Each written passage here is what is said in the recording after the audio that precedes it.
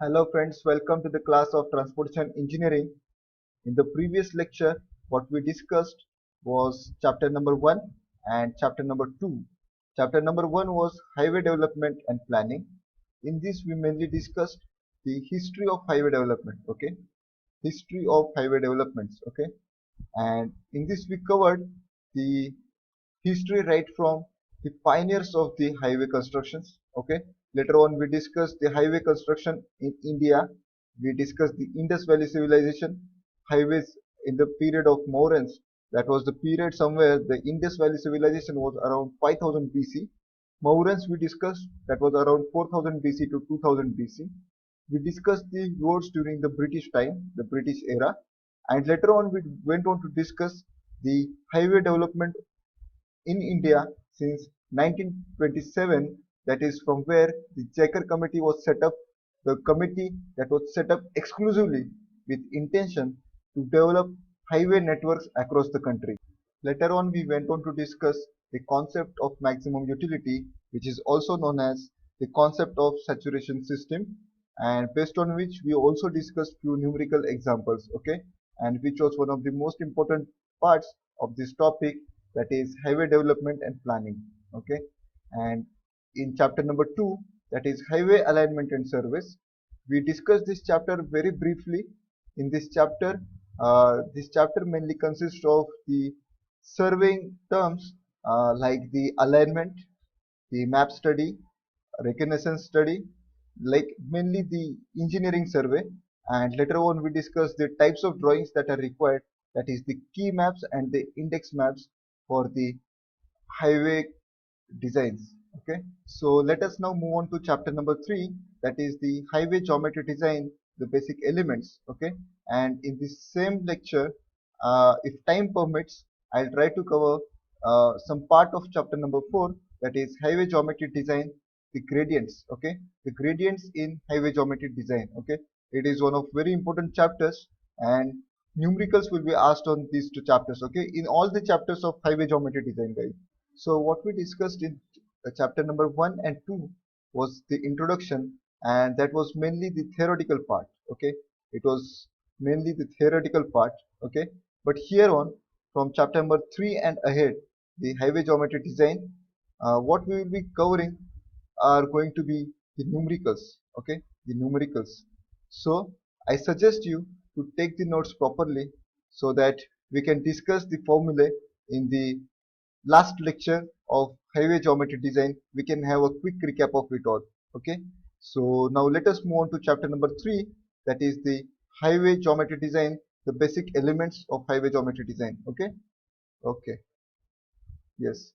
So these are the subtopics that come under chapter number 3, the design speed, highway cross section elements, and the pavement surface characteristics. Okay, these three, this comes under chapter number 3. And as I discussed earlier, this camber and gradient, it is chapter number 4 in our tentative course plan. Okay, it is chapter number 4. Okay, and these are the subtopics. It, these ones, and these, and which I guess that I should not discuss now, but I would suggest that you just have a look at it. And anyway, we are going to go through all of them into great details. Okay, they will be also taking up numericals based on each of them. Okay, please have a look at this also. There will be numericals based on this chapter, chapter number 4. Okay, guys. So let us now move on to discuss the concept of chapter number 3, the design speed. Okay, so design speed is the most important. Please write down the most important factor controlling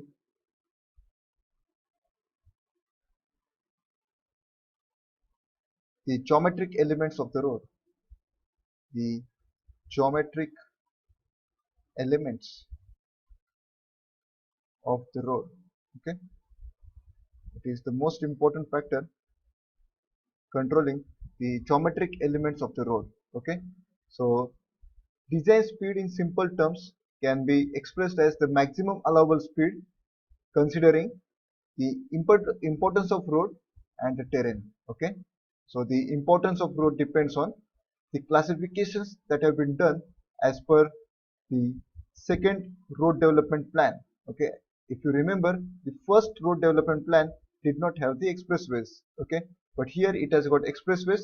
That means the classification as per the second road development plan, that is the expressways, national highways, state highways, major district roads, other district roads, and the village roads. Okay, more is the importance, more is the design speed.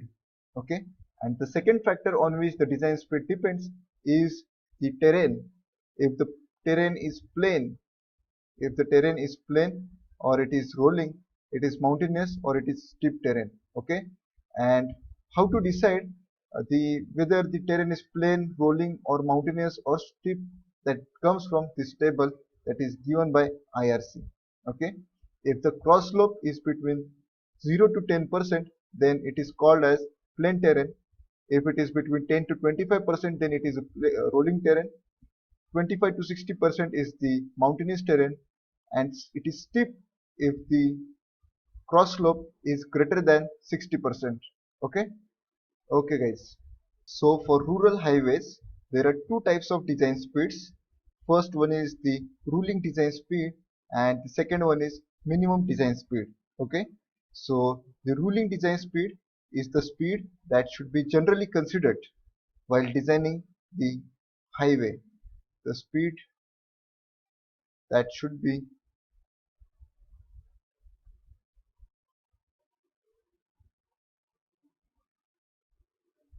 that should generally be considered while designing the highway. Okay. While designing the highway.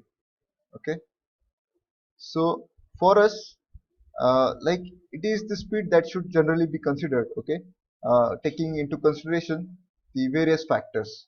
Okay, but for us, it is the upper bound. From gate point of view, ruling design speed is the upper bound, and the minimum design speed is the lower bound. And while designing, the minimum design speed should be considered. Minimum design speed should be considered whenever the site conditions. There are two factors. Whenever the site conditions, okay, or the economics, or the economy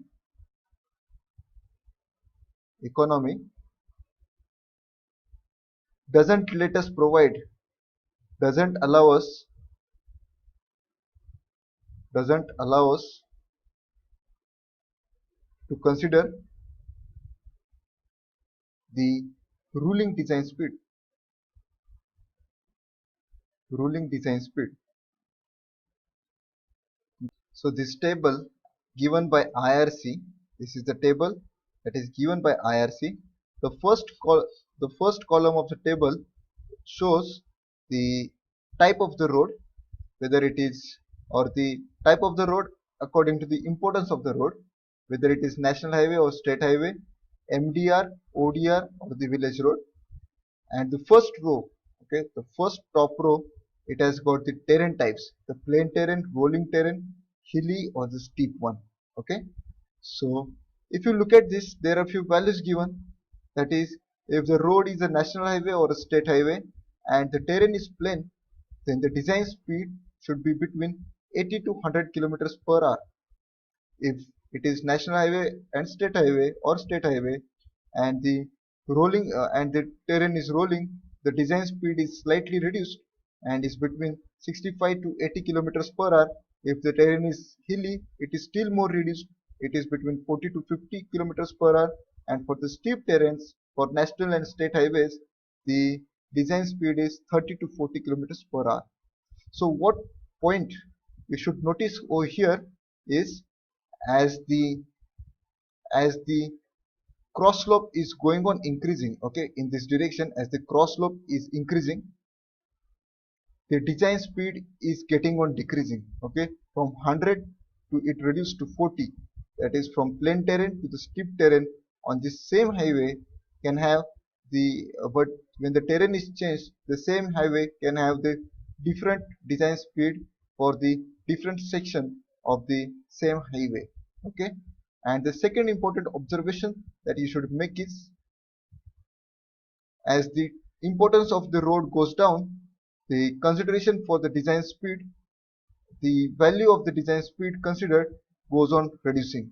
And the third very important observation that you should make is here, whenever IRC is mentioning the design speed value, that is from 80 to 100 kilometer per hour, it is not only one value of design speed, guys. Remember this. Please note this, that design speed is given as a range range of design speed between 80 and 100 kilometers per hour, and it is not a single value. Okay, so somewhere in some sense 80 is the lower bound and 100 is the upper bound, that is the minimum design speed, and 100 is the ruling design speed.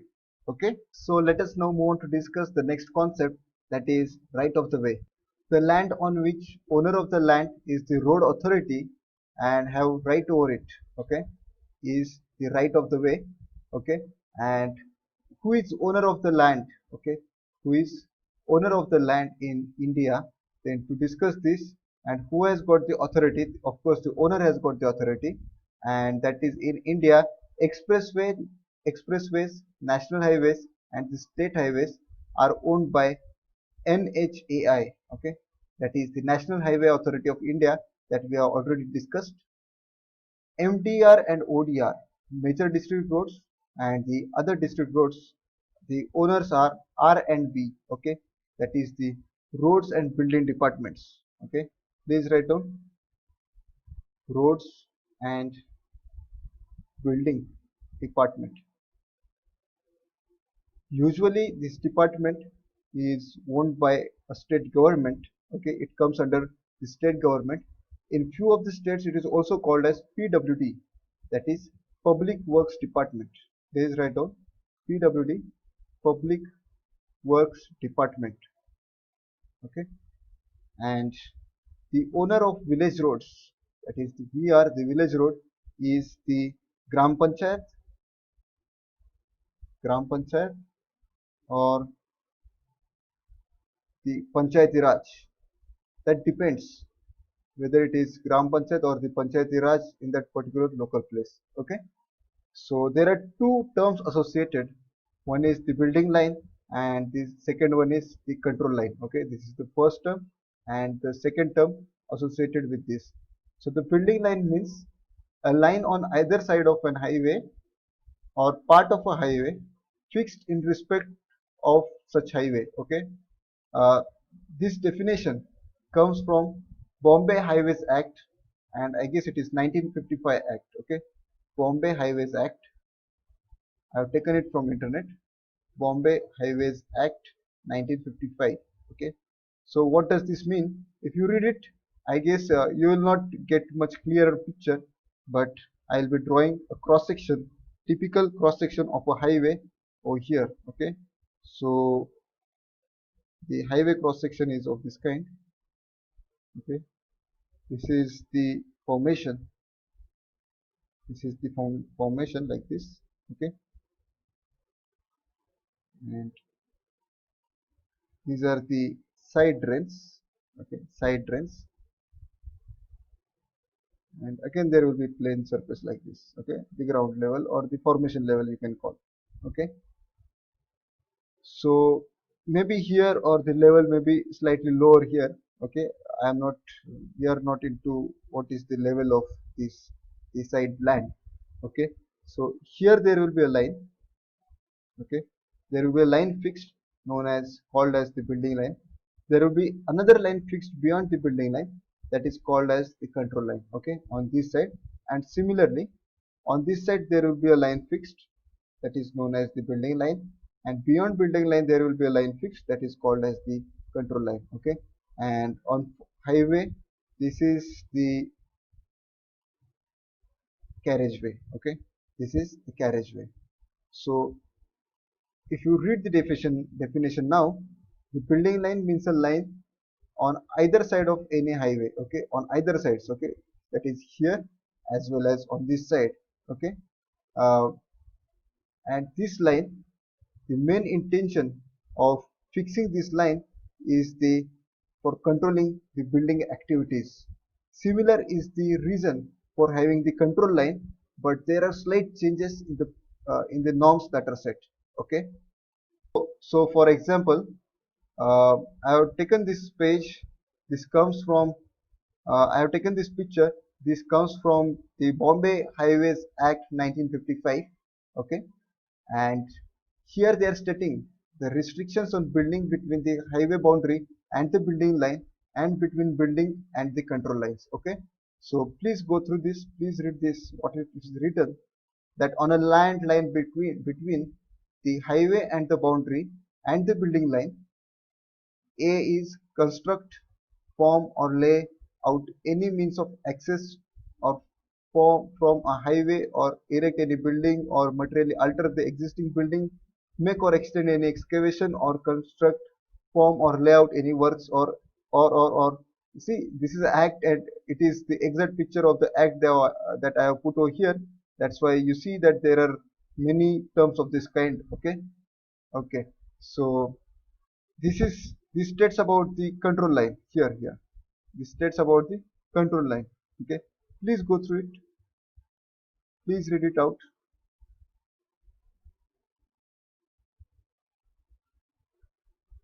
So I'll say that essentially there is no much difference between the boundary line and the control lines that are fixed. Okay, but the thing is that the main difference is that you should notice and you should keep in mind that control line is always beyond the building line.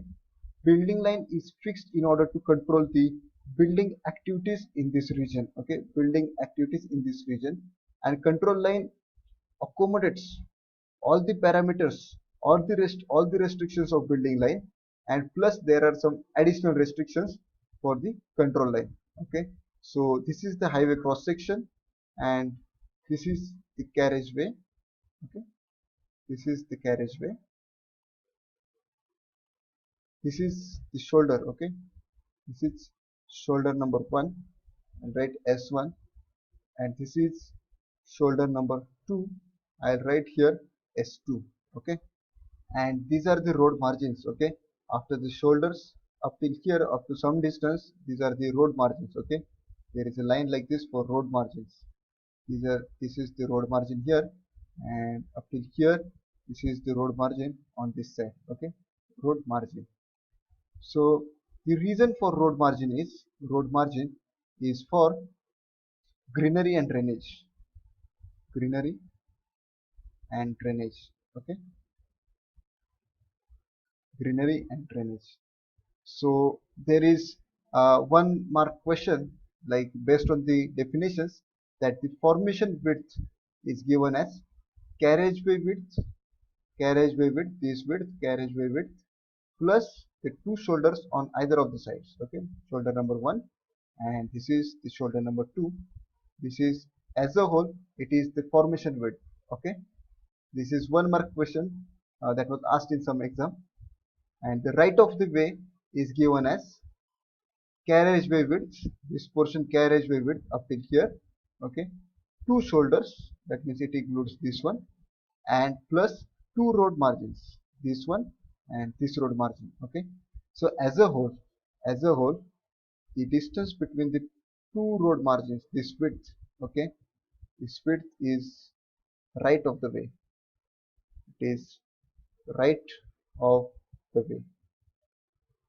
Note that building line and the control lines are out of the right of the way. Okay, they are here outside.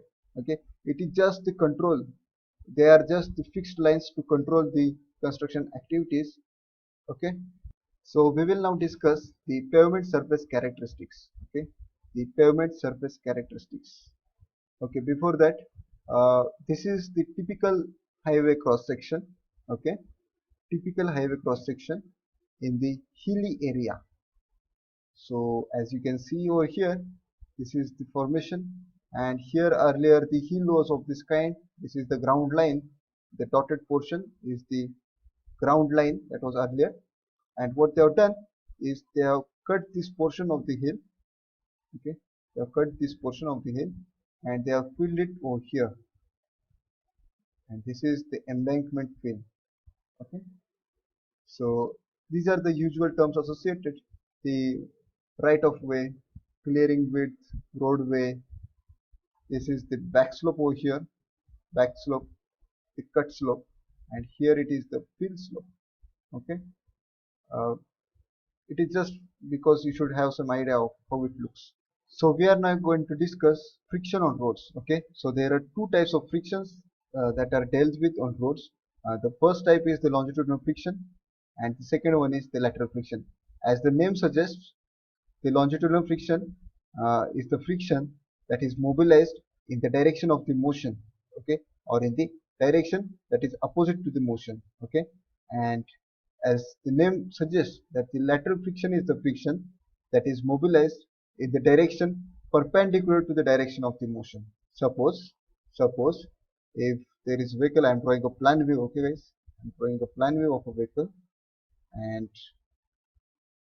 these are the wheels here, here, and this one, and this one. These are the four wheels, and this is the direction of motion. Okay, direction of motion, and the friction that is developed in this direction. Okay, either in this direction or in this direction, it is called as longitudinal friction. Longitudinal friction, and the friction that is mobilized or developed in this direction or in this direction, that is the directions that are perpendicular to the direction of motion, are called is called the lateral friction. Okay, so what are the occasions on which the friction developed is longitudinal or the lateral one? Okay, so whenever, for example, whenever the vehicle is moving in this way, I am drawing a side view. There is a vehicle like this. Okay, there is a vehicle like this. These are the wheels, and this is the direction of motion. Okay, and the driver wants to stop the vehicle now, and he applies the brakes. Okay, the driver wants to stop the vehicle and he applies the brakes. Then there will be force generated in this direction, the frictional force in this direction, having value capital F equal to small f into capital N, where small f is equal to coefficient of longitudinal friction, coefficient of longitudinal friction. Okay, and capital N is the normal reaction, the normal reaction, which is essentially equal to weight of the vehicle. Okay, that I need not discuss, need not explain how. And the coefficient of longitudinal friction, as per IRC, the value is between 0.35 to 0.40 as per IRC, that is the Indian Road Congress. Okay, for the Indian roads. Okay, this is the case one, the case of longitudinal friction. And secondly, it is the lateral friction. Okay, so lateral friction is developed on the horizontal curves. Suppose there is a curve like this. Okay, there is a curve like this, and there is a vehicle moving in this direction.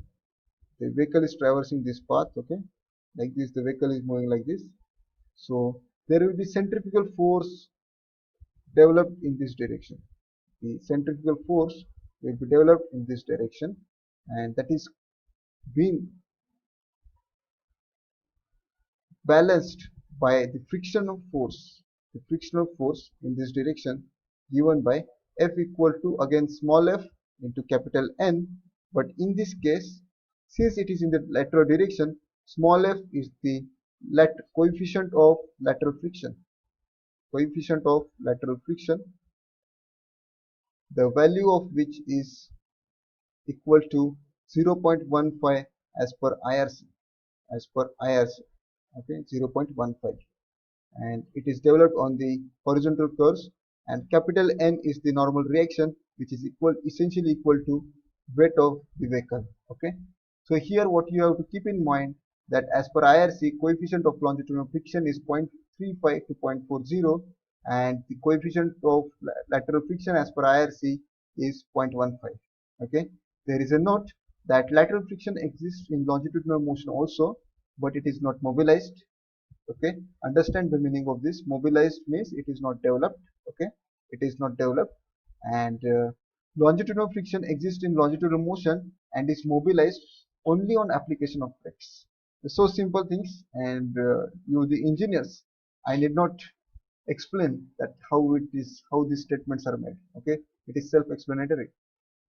Okay, so the values of coefficient of friction depends on various parameters. Okay, so like I'll discuss various cases.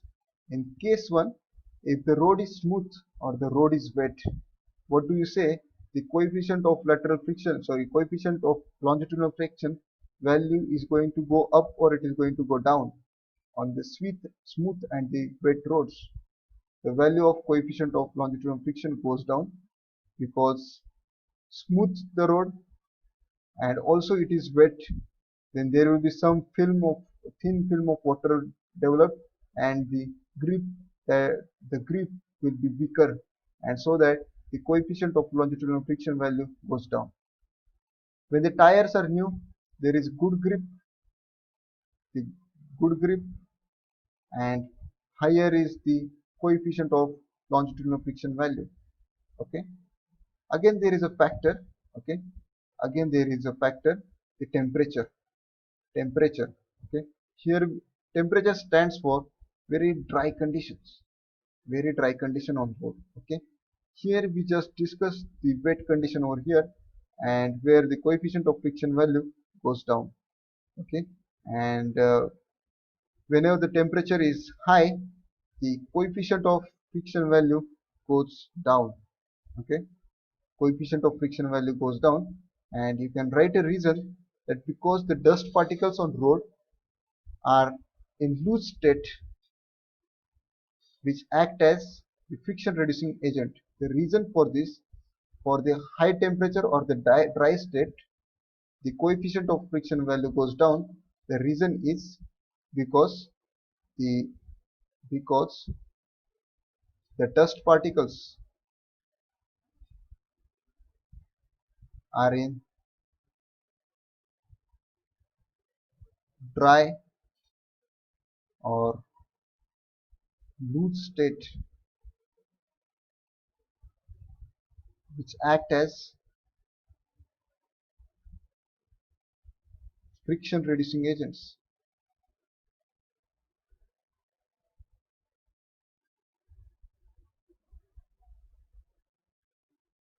So wetness is a problem. Wetness also brings the coefficient of friction value to too low value, and dryness is also a problem. So what is required is optimum wetness. Optimum wetness is good from friction point of view. Okay guys, so now discuss the effect of old tires. Okay, so there are two cases in this, the dry and normal condition, and again it is the wet condition. In this, the coefficient of friction value goes up, and in the wet condition, as expected, it goes down. Okay, so please remember this. The next factor is the load. Okay, as the load is increased, the coefficient of lateral friction value goes down. F lateral. Okay, coefficient of lateral friction value goes down, and when the tire pressure is high, when the tire pressure is high, the coefficient of friction value again goes down. Okay, the coefficient of longitudinal friction, and for example for this is that whenever the cycle is pumped up with lot of air, the cycle tires are pumped up with lot of air, you try to apply brakes, but the cycle won't stop that easily. Okay, when the tires are very highly pumped up. So this is the reason that you can conclude that coefficient of friction value goes down. Okay, so the pavement unevenness, this is nothing but instead of having pavement of this kind, we have got the pavement like this. Okay, at the very small, at micro level, if you see, then it is of this kind, and it reduces comfort. Reduces comfort. It reduces comfort. It is measured by bump indicator. Please write down. There was question asked in some exam. Measured by bump indicator, bump indicator, or roughometer. And most importantly, it is a non-destructive testing. Why I am telling you this? It is a non-destructive testing because the question was asked in such a way that what is the instrument used and whether it is a destructive or a non-destructive test. Okay, so we will now discuss camber. In simple terms, camber is a cross slope.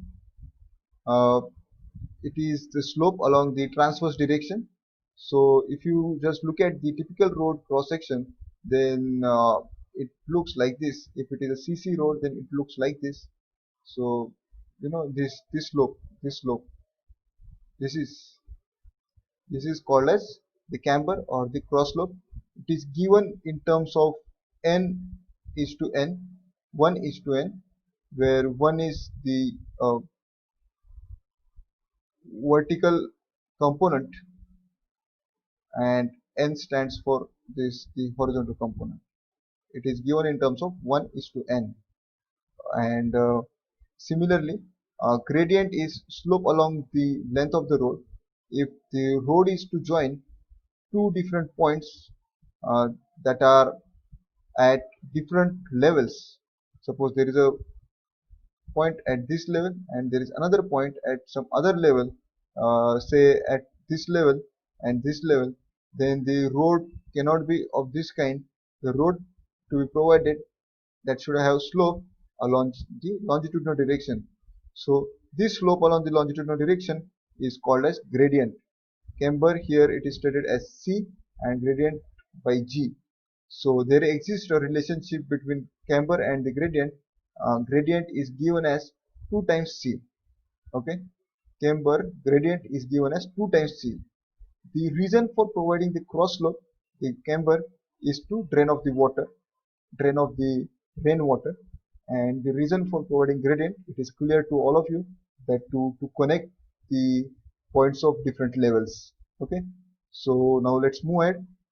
Okay, yes, the recommended values of camber for different types of road surfaces. So you'll notice here that this is the column that denotes the type of road surfaces. These are the two columns which depicts the intensity of rainfall in that particular region where the highway or the road is constructed.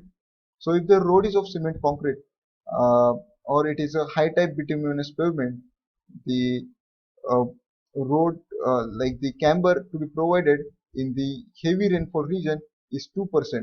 Okay, and for light rainfall region the camber is to be provided is 1.7%. Okay, so it is a matter of common sense that 2%, if the rainfall is high, you need to drain off more water. That's why the camber is higher, and in the less rainfall region, the camber is lower. Okay. Similarly, in the bitumen surface, if it is of bituminous surface, then the camber to be provided is higher, yes, 2.5% and 2%. If the road is of WBM, the camber to be provided is 3% and the 2.5%. If it is earthwork, then it is 4% and the 3%. Okay. What should you should note down here, as the quality of the road surface goes down, the camber required to drain off the water is goes up. This is the way it is going up, say 2%, 2.5%, 3% and 4%. The camber required is going up, that you should understand. And 2% can be given as 1 in 50, that is 1 in n, that is 1 in 50. That is, it is, if it is a road of this kind, then 1 in 50 meters, so also called as 2%. So you should understand how this camber and the gradients are given in terms of 1 and n and the percentages. Okay, it is very important to note that this point, to remember that as the road quality goes down, the road surface quality goes down, the camber required for road rainwater drainage is higher. Yes, now let's move ahead. If possible, keep these values in mind. There is a trick to remember these values: 1 in 50, 1 in 60, 1 in 50, 1 in 60, 1 in 40, 1 in 50. See this 1 in 50, 50 comes here. Okay, this 1 in 40, this 40 comes here, and 1 in 33 comes here. Okay, so it is a trick to remember: 50, 40, not 30, but it is 33 and 25. You should remember this table, guys. So there are three types of chambers: the straight line chamber, parabolic chamber, and the combination chamber. As the name suggests, the straight line chamber, I am drawing the cross section. Okay, so the straight line chambers are of this kind. Okay, these are the straight lines. Chamber is finally a cross slope, and the slope is provided as straight lines. Okay, so this is the straight line chamber. I am drawing the cross section. The parabolic chamber is of this kind. Okay, this is the cross section that I am drawing, and this is the parabolic chamber. So since it is a slope, you can directly express as 1 in n. Okay, 1 in n, that is 1 vertical to n horizontal. So this is 1 over here, 1 vertical to n horizontal. Okay, and this is the way it is expressed. And as far as parabolic chambers are concerned, there is a formula given as y equal to 2x square upon nw.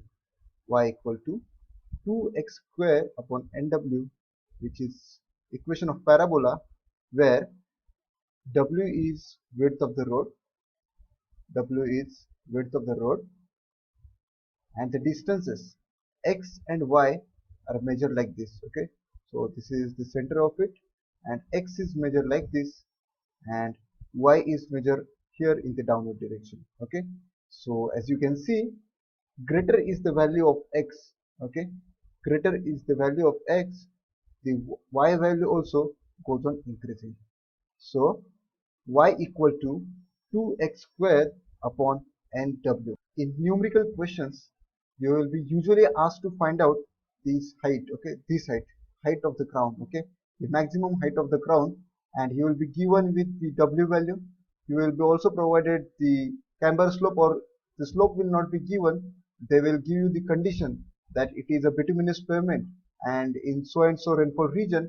So you should go back to the table, find out what should be the camber slope for the given rainfall condition, and the W value will be given to you, and they will ask you what is the maximum height of the crown to be provided. Okay, so in that case, guys, the height that is been asked to you is this height. Okay, the maximum height of the crown is over here, but this formula y equal to 2x square upon nw is applicable in this way, that x is to be measured from here, like this is the x value and this one is the y value.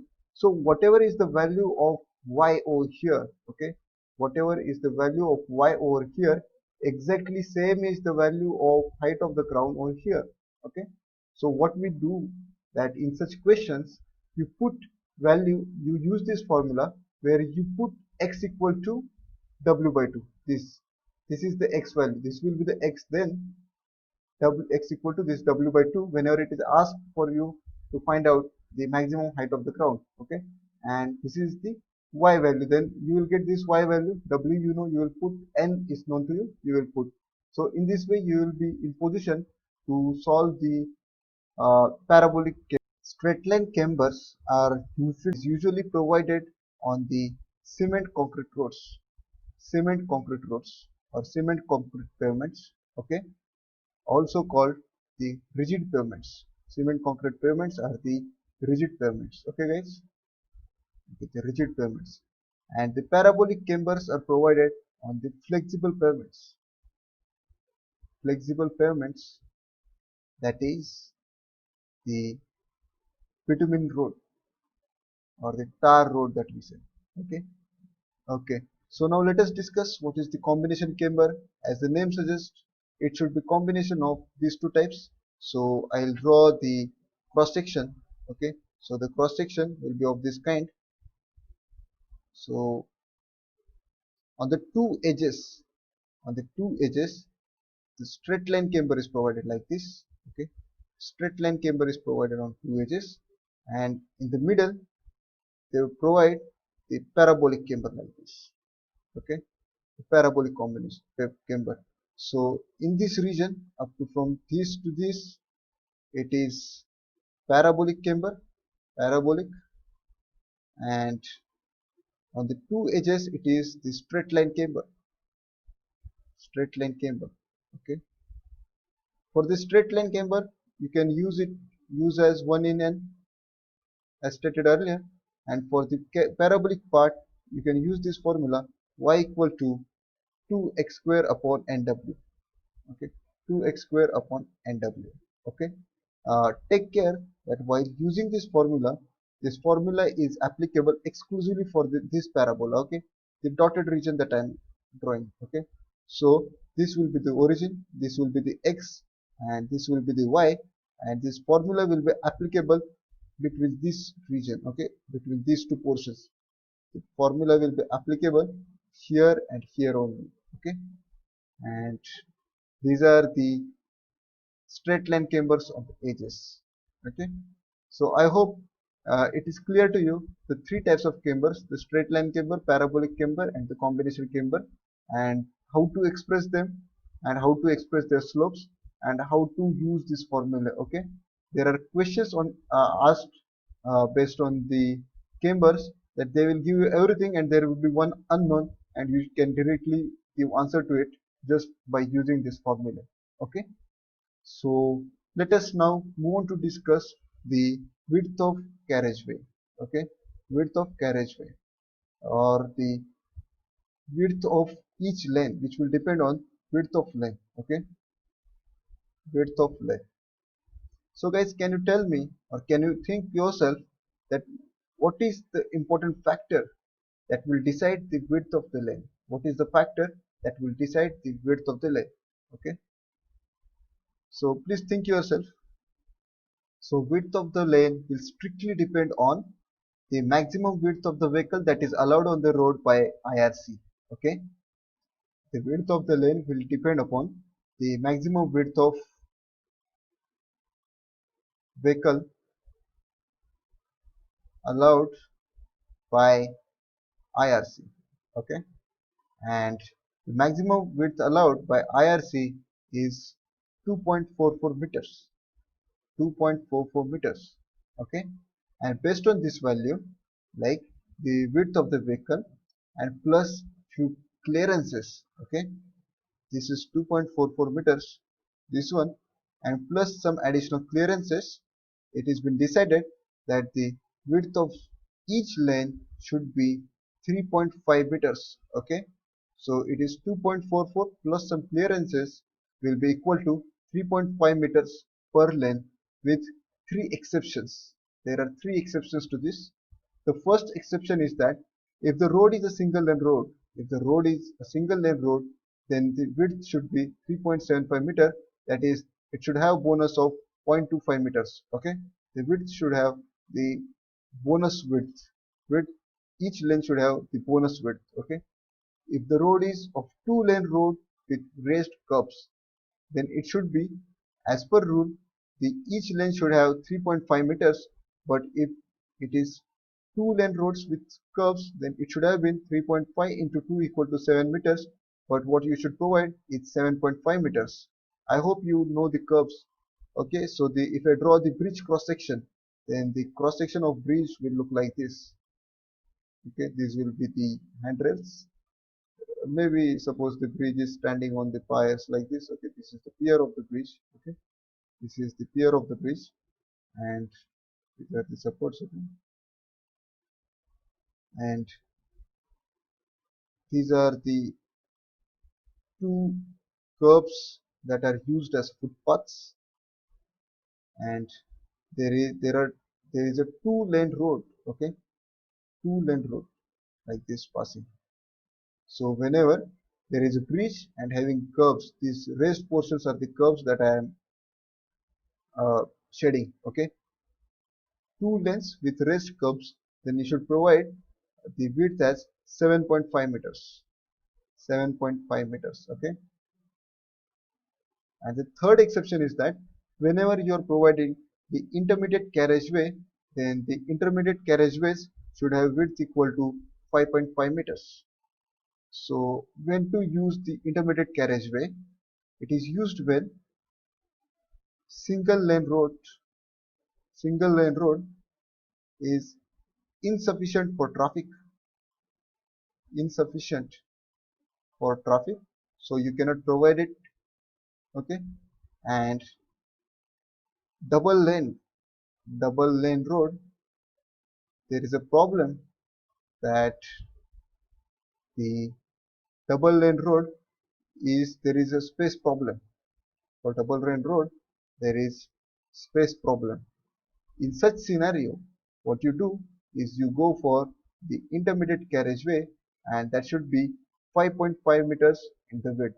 Okay, so please mind it well that each lane should have width of 3.5 meters with three exceptions, and these are the three exceptions. Okay, single lane road, double lane road with curves, and the third one is the intermediate carriageway. So let us now discuss gradient. As discussed earlier, in order to join two points on a road that are located at different levels, okay, suppose there are 2 points that are located at different levels, then you need to provide slope along the road length. Okay, then you need to provide the slope along the road length, and that is why you need the gradient. Okay, so gradient is basically slope along the road length, and there are four types of gradients. The first one is ruling gradient or the design gradient. Second one is the limiting gradient. Third one is the exceptional gradient, and fourth one is the minimum gradient.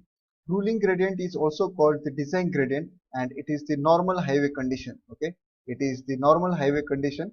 It is the maximum gradient provided to achieve the ruling design speed. Okay, it is the maximum gradient provided to achieve the ruling design speed. And the second one is the limiting gradient.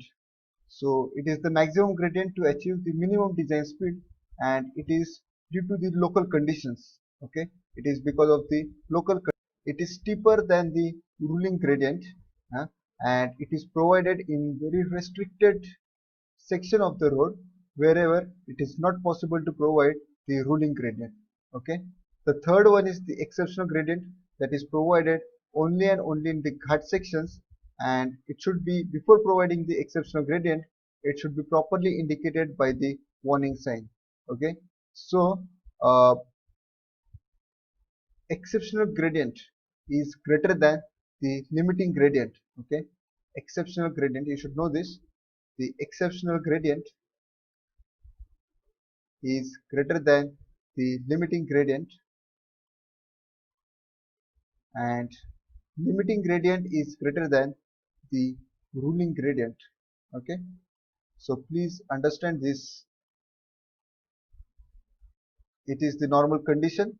Whenever you are not able to provide the normal condition, then you go for the limiting gradient, which is higher than the ruling gradient. Okay, and third one is the exceptional gradient that is being provided in the ghat sections. And the last type is the minimum gradient. The minimum gradient is provided to drain off the rainwater, and which has got the very small value, like the value like for CC roads, for cement concrete roads, the minimum gradient provided is 0.5%, that is 1 in 200, and for kacha roads, okay, the value provided is 1%, that is 1 in 100. Okay, this is the value for the minimum gradient. Okay, and exceptional gradient, before the exceptional gradient we should properly state it with the it should be indicated with the warning sign that the ahead is the exceptional gradient. And there are few norms for the exceptional gradient. It should be used in very short stretches. Okay, please write down, should be used in very short stretches. The norms are, norm number 1 is it should not be greater than 60 meters, not greater than 60 meters in 1 kilometer. That is, in 1 kilometer it should not be greater than 60 meters. And second norm is it should not be more than 100 meters at a stretch. Okay, these are the two norms for the exceptional gradients. Okay, so let us now discuss the grade compensation. Grade compensation is reduction given in the gradient when it comes along the curve, and the reason is that suppose if a vehicle is moving along a curve, then the driver reduces the speed. Okay, along the curve the driver reduces the speed of the vehicle, which makes it difficult for the vehicle to climb the existing gradient, and because of this we provide some excuse from the gradient in the design, and which is called as grade compensation. Okay, I hope you understood. I repeat that if a vehicle is moving uh, on a horizontal curve, then what driver does, he reduces the speed of the vehicle, which makes difficult for the vehicle to climb the existing gradient. So what we do that in design, we provide some excuse to the gradient. Okay, so whenever there is a horizontal curve, we provide some excuse to the gradient. It's called as the grade compensation. As per IRC, the grade compensation to be provided should be governed by these two formulae. Grade compensation equal to 30 plus R by R, like it is like this. Okay, 30 plus R by R, and second formula is 75 by R, 75 by R. Okay, and the grade compensation provided should be minimum of these two values, minimum of 2. Okay, see guys, it is a discount. Grade compensation is a discount, and we always provide discount, minimum possible discount. Okay, so it is a discount that we should provide the minimum one, and where R is in this formula, where R equal to radius of the curve, radius of the curve. Okay, so the some compensated gradient, it is the gradient to be provided on the road after the grade compensation, which is equal to existing gradient, existing gradient minus the grade compensation. Okay, it is very easy, you need not even write this. It is just a matter of understanding. The compensated gradient is the gradient to be provided on road after grade compensation. There are two very important norms for the grade compensation. The first one is that the grade compensation should not be provided to the gradients less than 4%. Please write down that grade compensation, it is very important, should not be given, should not be given or provided or used or applied to gradients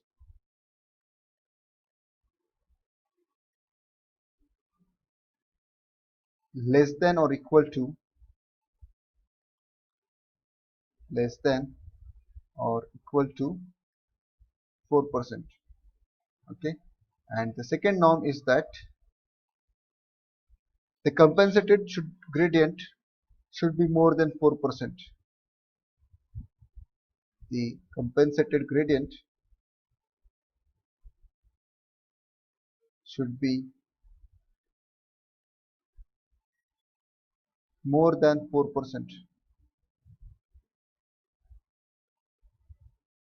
If it is, the compensated gradient value comes out to be less than 4%, then in such scenario adjust it to 4%.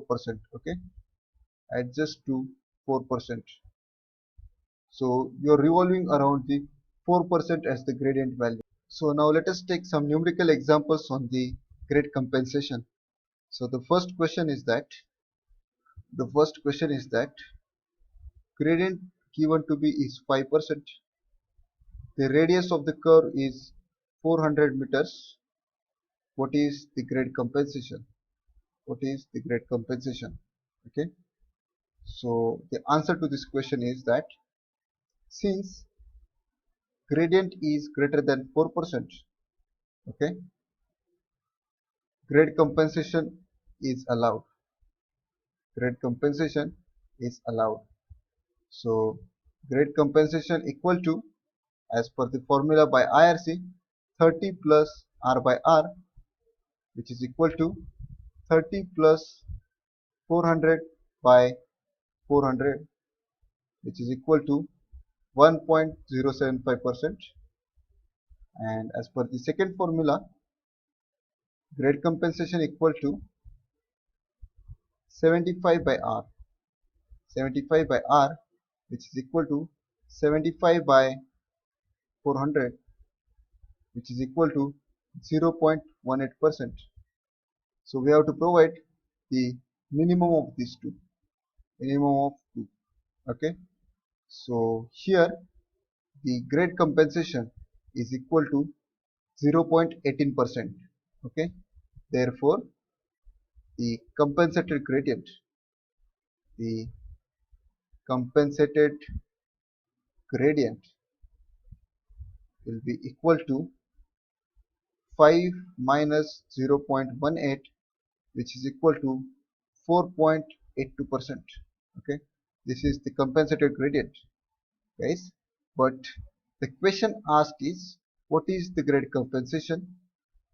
So you should not write what is the compensated gradient. You should go and write the grade compensation value is 0.18%. Okay, please understand the difference between the grade compensation and the compensated gradient. And please note that the compensated gradient should be greater than 4%, and in this case it is greater than 4%, that is why it is okay. If it was less than 4%, then you should adjust it to the 4%. Okay, so now let us take up the next example. So the next example, the gradient is equal to 5%, radius is equal to 40 meters, radius of the curve is equal to 40 meters, and the question asked is compensated gradient equal to what? Compensated gradient is equal to what? So let us solve this question. Since existing gradient is greater than 4%, grade compensation is allowed. Okay, grade compensation is allowed using the formula, that is, it is eligible for grade compensation. You can say eligible for grade compensation using formula 1. Grade compensation equal to 30 plus R by R, which is equal to 30 plus 40 by 40, which is equal to 1.75%. And as per the formula number 2, grade compensation equal to 75 by R, which is equal to 75 by 40, equal to 1.87%.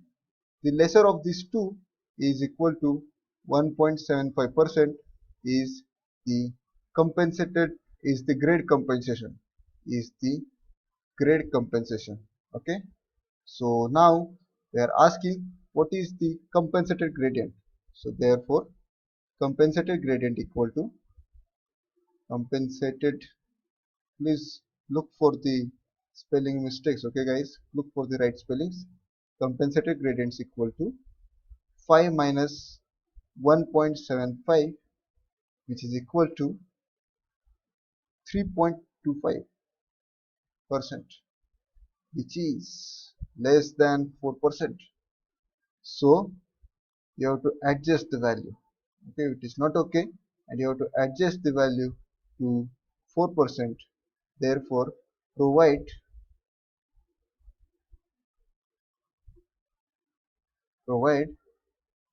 compensated gradient equal to 4%, and here I am writing that therefore the actual grade compensation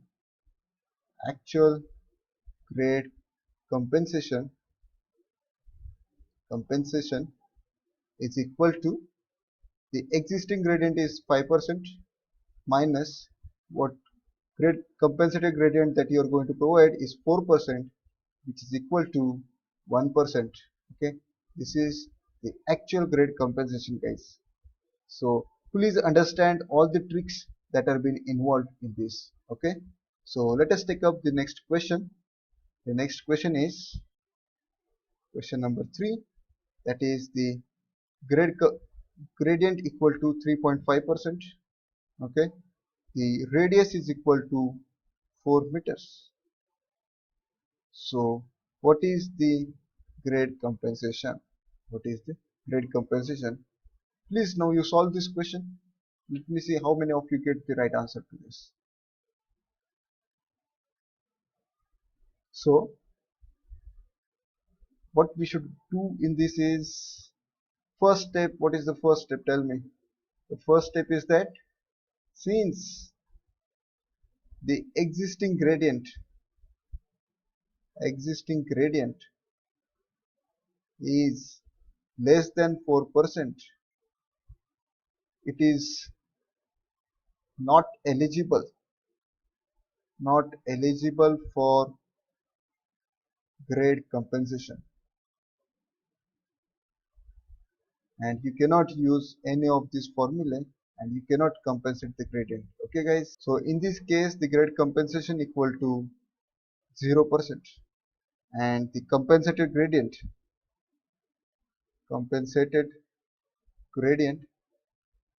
is equal to 3.5%. And now in this case don't adjust it to 4%. Okay, so जो है काम मत बढ़ाइए. So let us now discuss few questions based on the camber. So the first question is that a road of width 3.5 meter is to be laid. So I am writing the data that the road of width 3.5 meters is to be laid, and calculate the maximum height of the crown with respect to edges of the road in following cases. So the case 1 is straight line camber for CC roads in areas of light rainfall. So here see that guys, it is here only there, the question is only asked as CC road in areas of light rainfall. So the problem with this is CC roads with areas of light rainfall, the problem is that they have not given the slope value, they have not given what should be the camber slope. So this is why you should know the table. Okay, this is the requirement, this is the reason why you should know the values from the table. Okay, so as we know that for CC roads in light rainfall region, the slopes for the straight line camber should be 1 in 60. Okay, slope should be 1 in 60. So the question asked is of this kind. Okay, width of the road is 3.5 meters. So width of one side, the W by 2 will be 1.75 meters. Okay, and they are asking what should be the maximum height of the crown. So they are asking what should be this. So middle rise equal to, that will be given as 1 in 60 it is there. So it is, if it is 60 over here, then it is 1 over here, the vertical one is the 1. Okay, so I'll write it like this, that for 60 it is 1. So for 1.75 horizontal, what should be the y value? And we get 1.75 into 1 by 60, which is equal to 0.02916 meters, which is equal to 29.16 mm should be the middle rise. Okay, so the next question is that question number B, parabolic camber of MDR with bituminous surface in areas of heavy rainfall. Okay, parabolic camber for MDR with bituminous surface in areas of heavy rainfall. So again we need the table values. So please turn back your pages and you will find that for parabolic camber, the bituminous surface and the heavy rainfall, the camber, the cross slope is 1 in 40. 1 in 40. Okay, and here you should use the formula y equal to 2x square upon nw. Y equal to 2x square upon nw. So here in this case just substitute the values. 2 into x will be, so you know this is case like this. Okay, parabolic camber is like this, and this is the y value and this is the x value. You want the maximum height, you know, of the crown. So you should put the entire this value as the x value, that is 1.75. It comes out to be So 2 into 1.75 square upon n is 40, and the W is 3.5, which is equal to 43.75 mm. 43.75 mm. So next is the question of the combination camber. Okay, so this is the question, and this is the combination camber. Okay, guys, and for this combination camber, they are asking what should be the height, this height, the y. Okay, so, and it is for bituminous road in heavy rainfall region. This means it should be 1 in 40. It is clear to us from the table. Please turn back the pages and get this value. You should learn this table, guys, because in the exams uh, this table will not be given, and you need not mug up many things. Okay, there will be very few particular things that I'll tell you and that you should keep in mind. Okay, and it is very easy to remember the table. I have also told you I have shared the trick with you. Okay, so we will treat these two separately. Okay, this one as the parabolic camber, and let us consider for parabola it is y1. Okay, and this for the y2 for the straight line camber. Consider these two separately. Okay, so for the y1, y is equal to y1 plus y2. Y1 is for the parabolic camber, so it will be of this kind. Okay, like this, y1 over here, and the width is 3.5 meter on this side, and again 3.5 meters on this side. Okay, good. So what we get is for this parabola, y1 equal to 2x square upon nw, which is equal to 2 into 3.5 square upon n is 40 and w value is 7. So we get the answer 0.0875 meters, which is equal to 87.5 mm. Please note that in this equation for the parabolic chambers, the x is measured from here. Okay, x is measured like this, and the corresponding y value is measured like this. Okay, but as per the question, we are interested in finding out the central rise. Okay, so out of this part, okay, out of this combination camber, if you consider this parabolic camber itself, then we are interested to find out this y value. Okay, this y value we are interested to find out, that is the central rise. So what we do, that this central rise is exactly equal to the y value over here. Okay, y value over here. So we put x equal to w by 2. We put x equal to this distance w by 2 and find out the y value over here. N is known, w is known, and the crown height is exactly equal to that y value. So we have straightforward solved it in this way. Okay. So moving on to calculation for y2. Okay. That means you have to consider this only part, this part only. Okay. This part you have to consider. So I am drawing it over here. Okay, so it is a straight line camber like this. Okay, this distance is 3.5 meters, 3.5 meters, and the slope is 1 in 40. Okay, 1 in 40. So the horizontal for 40 it is 3.5, and for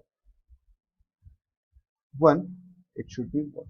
Okay, so what you get is 3.5 into 1 by 40, and the answer that you get is 0.0875 meters, 0.0875 meters. Okay, which is equal to 87.5 mm.